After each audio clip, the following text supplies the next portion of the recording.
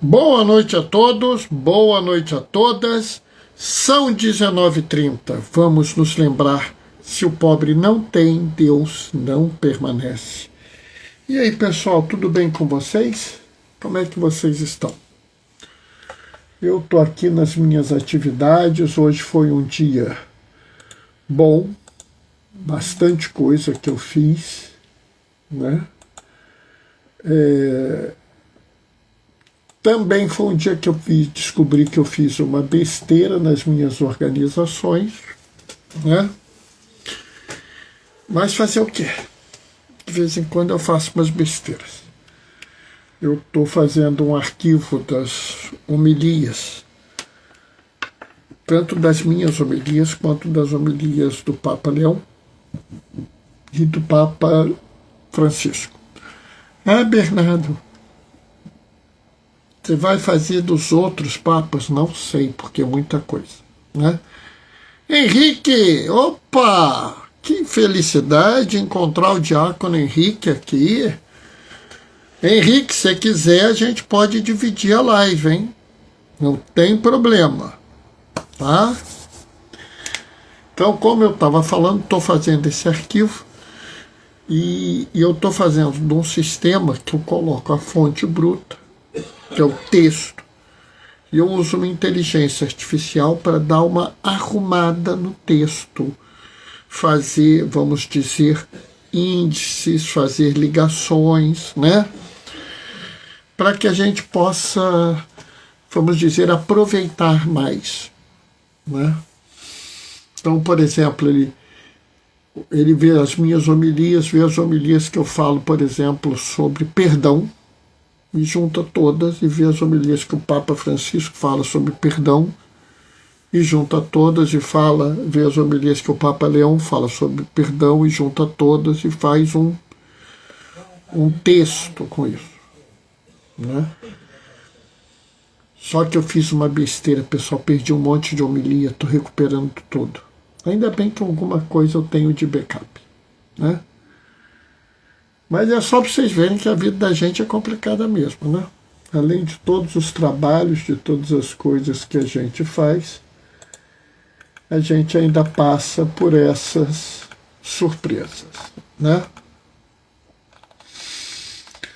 Daqui a pouco a gente vai fazer a reflexão sobre o Evangelho, né? Vai ser sobre o Evangelho do domingo, né? E é claro que eu vou ler o Evangelho do domingo, mas eu vou fazer uma reflexão baseada também na primeira e na segunda leitura, né? Bernardo, mas você já colocou esse texto no Instagram? Coloquei esse texto no Instagram, coloquei no Facebook, né? Distribuí pelo WhatsApp, né? Vou colocar inclusive em outros grupos amanhã, vou pôr no Telegram amanhã, né? Eu disparo para Deus e o mundo, né? Mas eu garanto a vocês que a homilia que eu vou fazer daqui a pouco é diferente daquele texto que eu escrevi. Como a reflexão que eu fiz sobre esse texto com o grupo que eu participo também é diferente. E como a reflexão, a homilia que eu vou fazer amanhã na Capela de Santa Luzia é diferente. Porque para cada comunidade eu falo de um jeito. Eu dou uma mensagem. Porque a palavra de Deus, ela é viva e eficaz. Então ela é para aquela comunidade, né? Daqui a pouquinho está na hora da gente começar, né? Mais menos de um minuto a gente começa, né? O Henrique está aqui, se o Henrique quiser participar, ele pode participar. Qualquer pessoa que entrar depois pode participar, e se você assistir a homilia depois de eu terminar e quiser fazer a sua observação, a sua fala, também pode, não tem problema nenhum, né? Vamos começar. O Senhor esteja convosco. Ele está no meio de nós. Proclamação do Evangelho de Jesus. A parábola à multidão. O reino dos céus é como um homem que semeou boa semente no seu campo. Enquanto todos dormiam, veio o seu inimigo e semeou joio no meio do trigo e foi embora. Quando o trigo cresceu e as espigas começaram a se formar, Senhor, não semeastes boa semente no campo? De onde veio então o joio? O dono respondeu: foi algum inimigo que fez isso. Os empregados lhe perguntaram: queres que vamos arrancar o joio? O dono respondeu: não, pode acontecer que arrancando o joio, arranqueis também o trigo.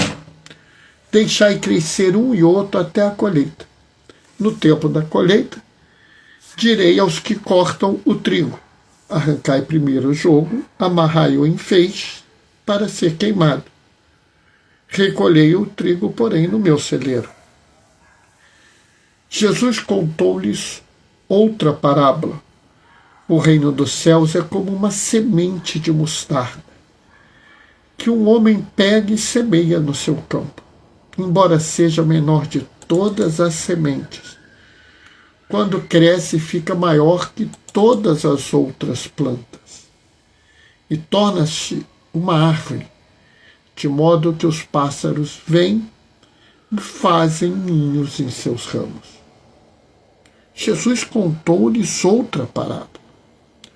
O reino dos céus é como o fermento, que uma mulher pega e mistura com 3 porções de farinha, até que tudo fique fermentado.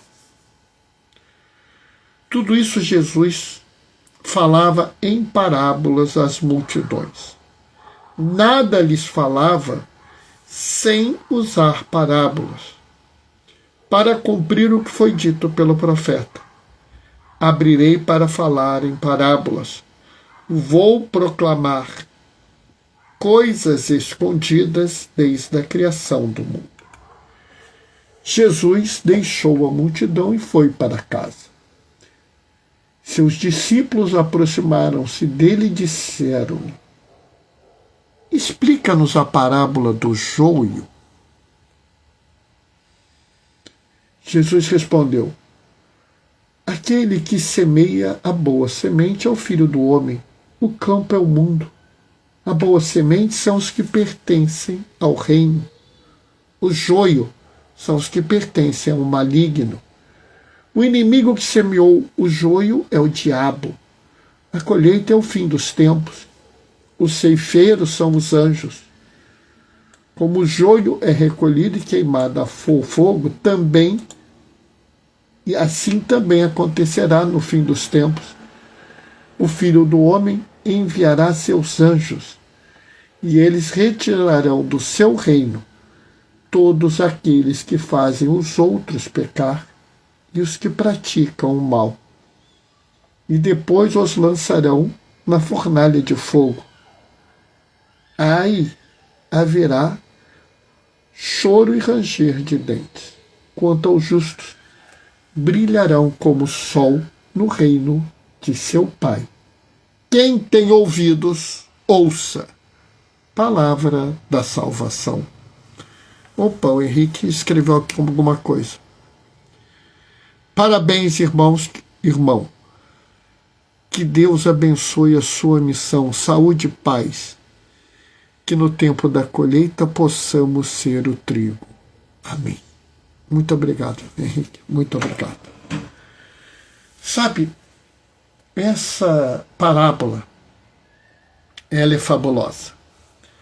E essa parábola, ela faz parte das chamadas parábolas do reino.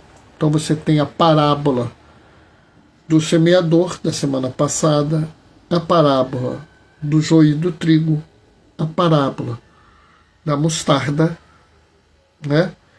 E a parábola do fermento. Acho que tem mais uma parábola ainda, mas eu não tenho certeza. Mas as parábolas do reino. E sabe, quando eu penso no reino, eu vejo como nós estamos encrencados. Encrencados, Bernardo? É, encrencados. Porque se você prestar atenção, hoje no mundo as pessoas têm projetos de poder, projetos de força, né?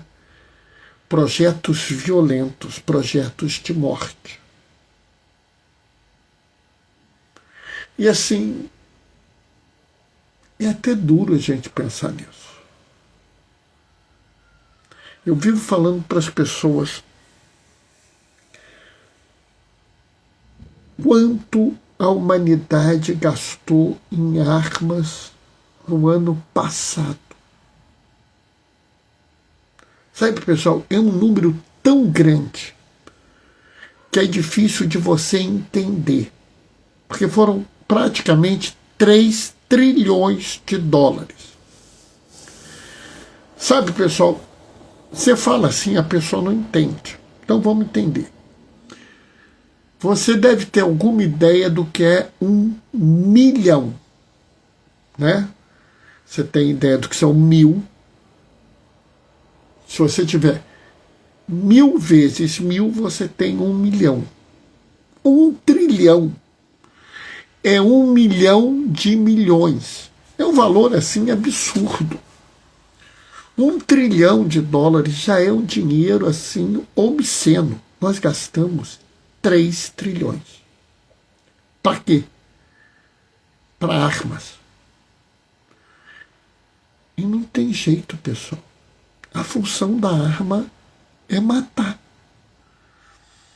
Não, eu posso usar a arma para me proteger. Vai se proteger como? Matando o outro. Ah, Bernardo, mas ele está me atacando. Eu sei. Pode ser, mas a imensa maioria das vezes que a arma é usada não é para proteger, e sim para agredir. A natureza da arma é a agressão. O fim primeiro da arma é a morte.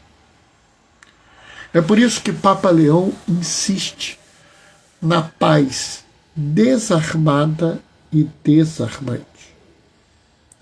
Numa paz onde nós não pensamos em armas e que nós queremos desarmar a humanidade. Uma paz baseada na confiança mútua e não na desconfiança mútua. Uma paz pensada na criação de paz e não na paz organizada pelo medo do inimigo. E o pior é que as pessoas pensam assim. Muitos são aqueles que dizem: se eu tenho poder, eu não serei perturbado. Eu entendo. Eu entendo muito bem o que essas pessoas estão falando. E aí, isso se choca diretamente com a primeira leitura, a leitura do livro da sabedoria. Porque no livro da sabedoria, nós vemos que Deus é poderoso, né? Não há outro Deus além de ti, né? O teu domínio sobre todos. Olha bem, ele domina sobre tudo. Oi, Gracinha, boa noite, paz e bem.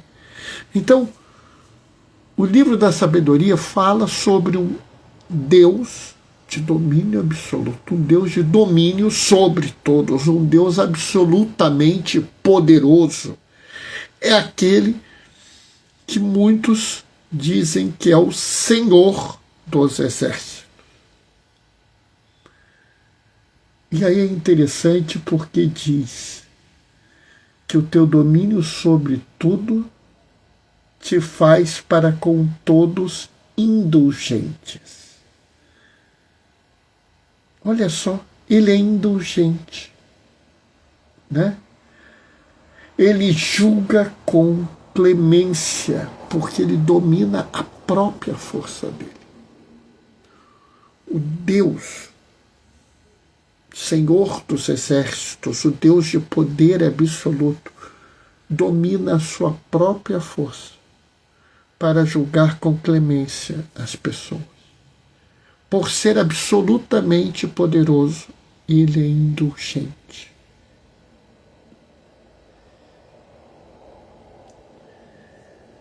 Enquanto muitos criam um projeto de condenação e opressão, o reino de Deus é um projeto de misericórdia.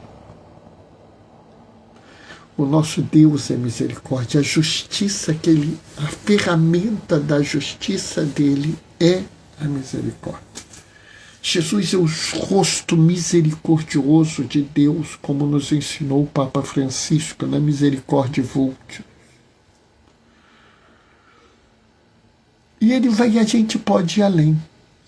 Se você vai aqui na segunda leitura, né, quando Paulo fala aos Romanos, sabe, pessoal, essa passagem é de uma delicadeza assombrosa. Eu olho essa passagem e eu vejo uma dimensão feminina, sabe? Né? Porque a gente é ensinado a ser duro. Se você for um homem, então, né? Henrique que está ouvindo essa live deve ter ouvido: homem não chora, né? Alguma vez ele deve ter ouvido: seja homem, tome uma atitude. Por quê? Porque no projeto de mundo, a característica do homem é que ele é duro, ele é forte, ele é viril, ele não se abate. E muitos querem que nós sejamos assim.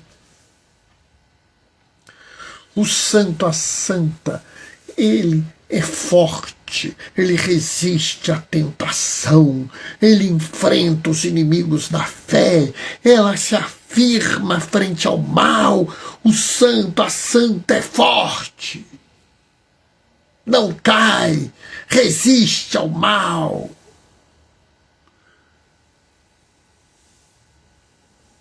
Aí você vê a carta de São Paulo aos Romanos,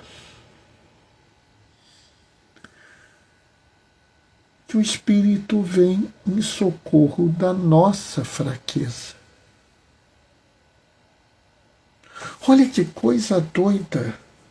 O Espírito vem em socorro da nossa fraqueza e nesse momento ele intercede ao nosso favor.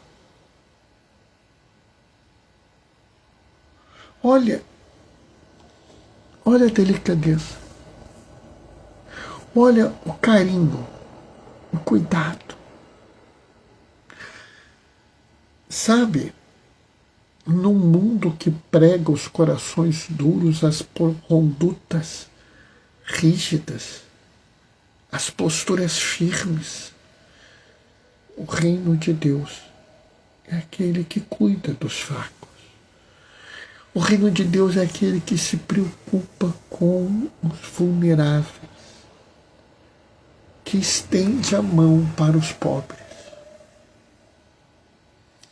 Sabe, ontem, era 9 horas da noite, eu estava saindo com o meu grupo de reflexão na rua e nós passamos pelos mendigos. E eu já tinha dado um dinheirinho para eles, mas tinha um que eu não tinha dado dinheirinho. Aí eu fui lá. Na hora que eu vou lá dar o dinheirinho, ele olha: eu não quero o seu dinheiro não, meu irmão está passando mal, eu preciso que o senhor chame o SAMU. Eu olhei, ele estava passando mal. Sabe, pessoal, eu estava cansado. Estava mesmo. Eu não tenho vergonha de dizer não, estava cansado. Eu já estava há 14 horas trabalhando.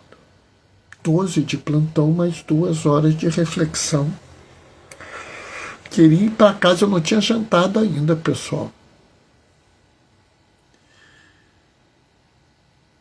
Mas o Espírito vem em socorro das nossas fraquezas. Entenda bem, o reino de Deus não vai se realizar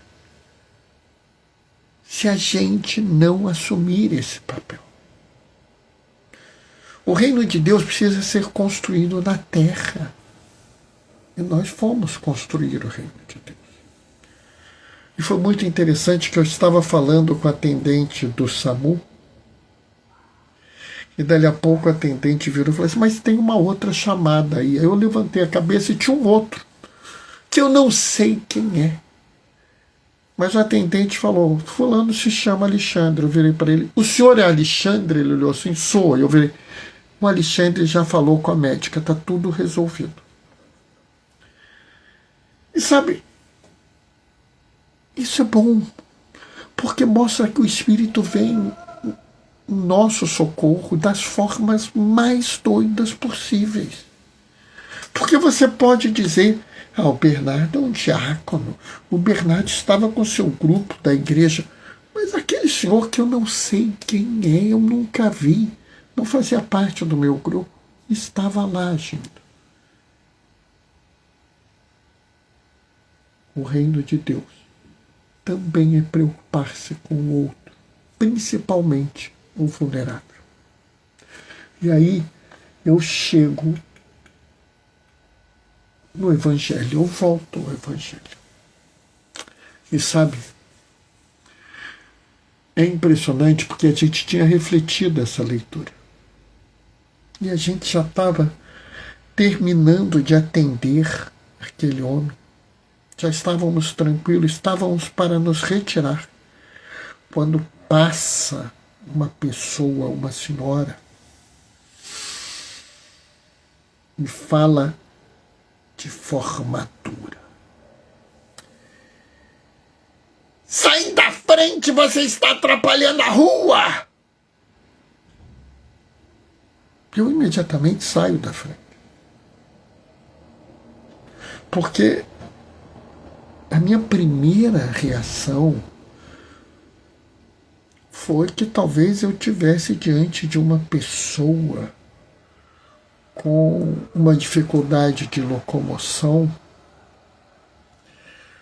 uma dificuldade de movimento, alguma coisa, e eu estivesse atrapalhando ela. Eu saio. Logo que eu saio, eu vejo nela uma expressão de raiva, quase assim uma expressão de ódio, uma revolta. E ela fala para mim, você não tem nada melhor para fazer? E eu digo, eu estou na rua, a rua é pública, não é da senhora. Por que eu respondi isso para essa senhora? Eu normalmente não responderia. Mas era preciso que eu me posicionasse naquele momento. Por quê? Porque nós estávamos diante do joio. Eu não quero aqui me dar nenhum lugar onde eu me torne especial. Mas aquele momento eu deveria ser uma árvore, né? Eu deveria ser aqui uma mostarda. Eu deveria ter ramos grandes para proteger o meu irmão doente e aqueles que estavam comigo. Não, eu não sou especial. Eu não tenho nada de especial. Mas o reino é assim. Entendam bem, o joio está no mundo. E vou lhe dizer uma coisa muito dura. Muitos daqueles que você considera maravilhosos, exemplos de fé, exemplos de conduta, são joio. E você não sabe. Agora, aprenda uma coisa. O julgamento cabe a Deus. Cabe a Deus. Deus já disse: eu cuidarei do joio no fim dos tempos. Nós não nos preocupamos com isso. Nós deixaremos que o joio cresça e que o trigo cresça. Que nós sejamos trigo, como disse o Henrique. Que o nosso compromisso é ser trigo. Um beijo nas suas mulheres. Sabe, nós temos que ser trigo.